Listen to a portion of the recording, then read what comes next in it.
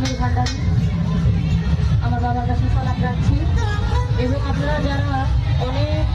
বছর ধরে গান করছেন